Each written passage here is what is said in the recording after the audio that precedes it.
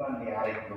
এই জন্য বলছি যে এক অসম্ভব মিশ্র অনুভূতির মুখোমুখি একজন অসহায় পরিবারের কর্তার মতো। কিন্তু জাহাঙ্গীরনগর বিশ্ববিদ্যালয়ের এই ধরনের একটি পরিবারের একটা বিশেষ পরিস্থিতিতে দায়িত্ব পাওয়া বিশেষভাবে সম্মানিত অনুভব করছি, কারণ বাইরে সকলেই কিভাবে জাহাঙ্গীরনগরকে দেখে বাংলাদেশের আইকন বা তাদের কয়েকজনের মধ্যে একজন ডক্টর মাহমুদুর রহমানের মুখে শুনেছেন। আমি এটার উপযুক্ত নই, কিন্তু ভাগ্য আমাকে এখানে নিয়ে এসেছে। তো শুরুতে আমি বলবো যে আপনারা সবাই দোয়া করবেন যাতে এত বড় একটা দায়িত্ব পালনের যে আস্থা রেখেছেন মহান সৃষ্টিকর্তা যেন সেটার উপযুক্ত করে আমাকে। আমি বক্তব্য দীর্ঘায়িত করবো না, কারণ যে বক্তব্য শোনার জন্য অপেক্ষা করছেন সেটা শুনেছেন।